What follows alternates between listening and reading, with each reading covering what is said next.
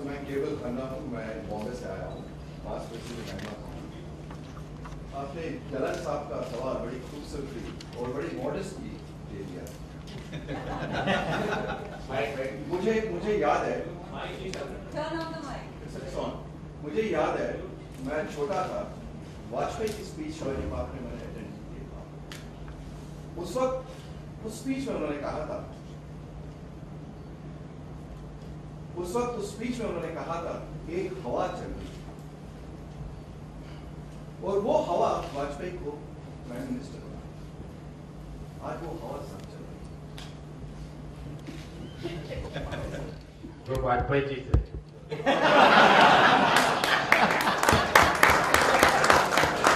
और वाजपेयी तो कभी चीफ मिनिस्टर भी नहीं रहे, इसलिए तो मैं कह रहा हूँ वो वाजपेयी जी थे। पर आज इतनी हवा चल रही है साहब, वाजपेयी के टाइम तो बड़ी धीमी हवा और बड़ी जोर शोर की हवा चल रही है और इंटेलेक्चुअल बढ़ गया है टुडे। एक इंटेलेक्चुअल लेवल कहता है कि मोदी साहब की बैठक होनी चाहिए और दूसरा इंटेलेक्चुअल अभी भी खोया हुआ है और वो भी साथ हो गया। तो आप उस हवा का फायदा उठाएंगे। सवाल आपसे मैं दूसरा करना चाहता हूँ। एक, आपकी सोलर एनर्जी में बहुत ही आपने प्रोग्रेस किया, उसके बारे में बात करा। दूसरा, लॉट ऑफ क्रिटिसिज्म आता है आपके एक्सेस और माइनॉरिटी के बारे में, उसके बारे में अगर बताएं तो। देखिए, मेरे लिए भांति भांति का क्रिटिसिज्म आता रहता है, वो सुनते रहिए। जो अच्छा है उस पर ध्यान केंद्रित कीजिए। अच्छी बात है, आपने सोलर एनर्जी पर आपका ध्यान गया, धन्यवाद। अगर बताएंगे सोलर जितना सोलर का सबको मालूम है और भी चाहिए जानना। ऐसा है कि for me this renewable energy is article of faith. और जब मैं सोलर एनर्जी हो, विंड एनर्जी हो और भी जितने प्रयोग है उसको मैं कर रहा हूं। We are on 4th government in the world जिसने क्लाइमेट चेंज डिपार्टमेंट बनाया है। भारत सरकार का भी क्लाइमेट चेंज डिपार्टमेंट नहीं है। We are 4th in the world. क्योंकि मेरा कमिटमेंट है कि भाई हम लोगों को फ्यूचर जनरेशन की ओर पे देखना चाहिए और हम फ्यूचर जनरेशन की ओर देखने की कोशिश करते हैं। एनर्जी सेक्टर ऐसा है कि जिसमें हमें बहुत बारीकी से काम करना चाहिए और इसलिए हमने वी आर फर्स्ट गवर्नमेंट जिसने सोलर पॉलिसी लाई।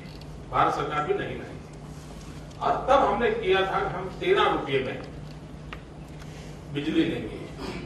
अब आप जानते हैं हमारे देश में मीडिया का जैसा स्वभाव है कि कोयला और गैस से 3 रुपये में बिजली मिलती हो और मोदी ये कहे मैं 13 में लाऊंगा, तो कितने भयंकर भ्रष्टाचार के आरोप लगे होंगे। मोदी सब बेच रहा है, बिकने को तो ऐसा पता नहीं जात जाति का भात भात का लगा होगा। लेकिन मुझे लगता था कि अगर मुझे ईमानदारी और सच्चाई से काम करना है तो ये झेलना पड़ेगा। हुआ ये कि कुछ दिनों के बाद भारत सरकार सोलर पॉलिसी लेके आई और उसने फुल स्टॉप कॉमा के साथ हमारी पॉलिसी को एडॉप्ट कर दिया। लेकिन एक काम किया उन्होंने, हमने 13 रुपया रखा था, उन्होंने 19 घोषित कर दिया। अब हम फंस गए। हमने कहा यार मेरा स्टेट इतना छोटा, हिंदुस्तान इतना बड़ा, मैं कहां कंपटीशन करूंगा। ये 19 वाले में सब जाएंगे, 13 में कौन आएगा। और स्वाभाविक है, आप व्यापारी लोग तो जहां ज्यादा मुनाफा मिलेगा वहां जाओगे, कोई 13 रुपये कोई आएगा। लेकिन हुआ उल्टा। भारत सरकार ने 19 रुपया कहने के बाद भी 120 मेगावाट बिजली सोलर में कर पाए हैं। हमने 13 रुपया होने के बाद भी हम 750 मेगावाट करके एशिया में सबसे बड़े सोलर एनर्जी निर्माण करने वाले बन गए हैं। तो ये हमने, अब मैं मानता हूं गुजरात गेम चेंजर बना है। गेम चेंजर परिषद में कह रहा हूं कि हमारे देश में एक जमाना जब मोबाइल फोन आया था तो 16 रुपया, 20 रुपया, 25 रुपया 1 मिनट का इसकी चर्चा होती थी। धीरे धीरे धीरे करके वो 25 पैसे भी नहीं रहा। गेम चेंजर मित्रों, सोलार के विषय में ऐसा था कि सोलार बहुत महंगी है, उसको हाथ नहीं लगाया जा सकता।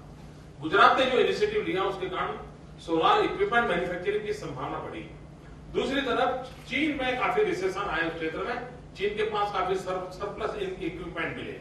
तो इन दोनों का बहुत बढ़िया तालमेल हमने मिलाकर के तीर मारा और उसका ये फायदा हुआ कि आज कोल और गैस 5 रुपए की ओर आगे बढ़ रहे हैं।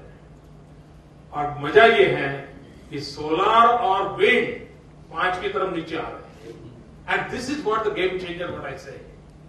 और ये होने वाला है। इन तो आप मुझे जितने भी चीफ मिनिस्टर्स मिलते हैं या उनके ऑफिसर हमारे यहाँ आते हैं, वो इसी विषय को लेकर आते हैं।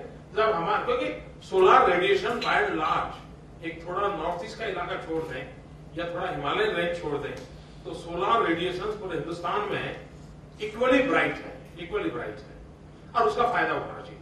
एक हमने नया इनिशिएटिव लिया है जो आप लोगों ने स्टडी करना चाहिए। कैनाल सोलर पैनल लगाए। गुजरात एक राज्य है जिसके पास नर्मदा का लॉन्गेस्ट कैनाल नेटवर्क है, दुनिया का लॉन्गेस्ट कैनाल नेटवर्क है। और we are first in the world जिसने कैनाल पर सोलर पैनल डालने का तय किया है।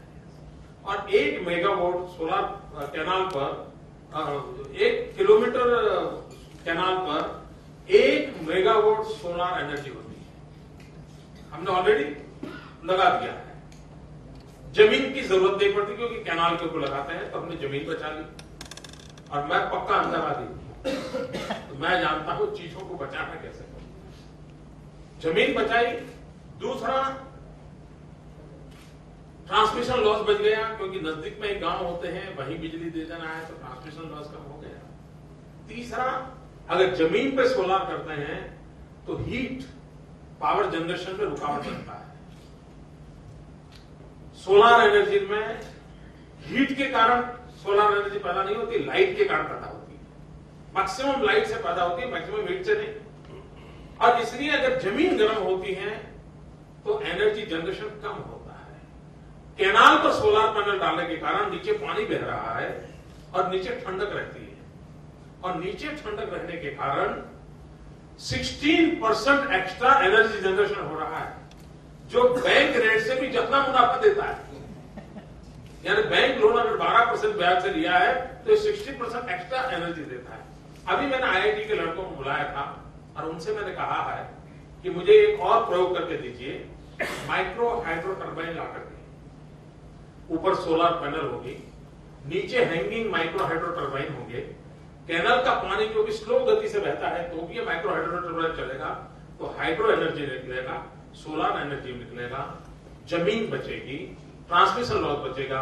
और 1 किलोमीटर कैनाल पर सोलर का सेंटर होने के कारण 1 साल में 1 करोड़ लीटर पानी इवोपरेट होने से बचता है।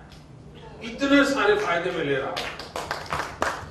और आने वाले दिनों में हम कैनाल नेटवर्क को बढ़ावा देने वाले हैं। सोलर एक बहुत बड़ा मेडिकल है।